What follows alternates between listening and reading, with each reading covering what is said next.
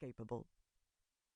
As always, the thoughts of the events of Winter's End 2 years past filled Tavi with a familiar surge of pride, humiliation, and sadness.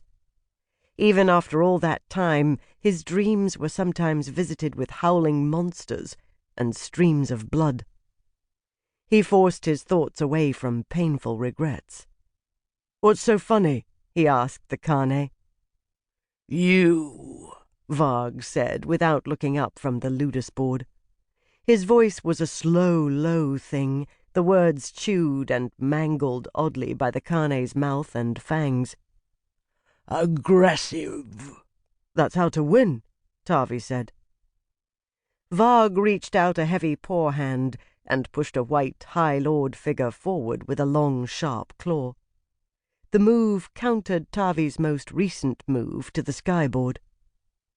"There is more to victory than ferocity." Tavi pushed a Legionare figure forward and judged that he could shortly open his assault. "How so?"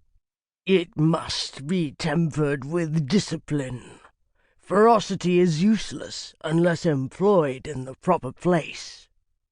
Varg reached up and swept a Steadholder figure from the skyboard, taking the Legionare. Then he settled back from the board and folded his poor hands. "And the proper time." Tavi frowned down at the board. He had considered the Kane's move in his planning, but had deemed it too unorthodox and impractical to worry much about it. But the subtle maneuvers of the game had altered the balance of power at that single point on the ludus board. Tavi regarded his responses and dismissed the first 2 counters as futile. Then, to his dismay, he found his next dozen options unpalatable. Within 20 moves, they would lead to a series of exchanges that would leave the Kane and his numerically superior forces in command of the ludus board, and allow them to hunt down and capture Tavi's first lord at leisure. "Crows," the boy muttered quietly.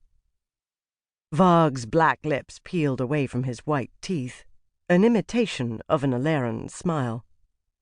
Granted, no Aleran would ever look quite so unabashedly carnivorous. Tavi shook his head, still running down possibilities on the game board. "I've been playing ludus with you for almost 2 years, sir. I thought I had your tactics down fairly well." "Some," Varg agreed. "You learn quickly." "I'm not so sure," Tavi said in a dry tone. "What is it I'm supposed to be learning?" "My mind," Varg said. "Why?" "Know your enemy. Know yourself. Only then may you seize victory." Tavi tilted his head at Varg and arched an eyebrow without speaking. The Kane showed more teeth. "Is it not obvious? We are at war, Aleran," he said, without any particular rancor beyond his own unsettling inflections. He rolled a poor hand at the ludus board. "For now the war is polite, but it is not simply a game.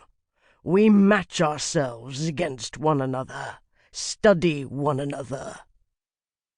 Tavi glanced up and frowned at the Kane. "So that we'll know how to kill one another come the day," he said. Varg let his silence speak of his agreement. Tavi liked Varg, in his own way.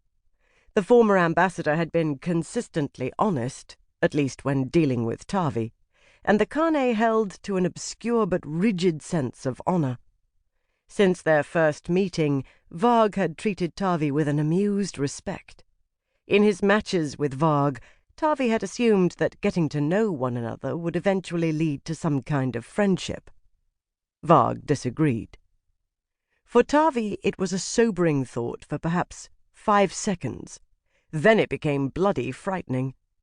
The Kane was what he was, a killer. If it served his honor and his purposes to rip Tavi's throat out, he wouldn't hesitate for an instant.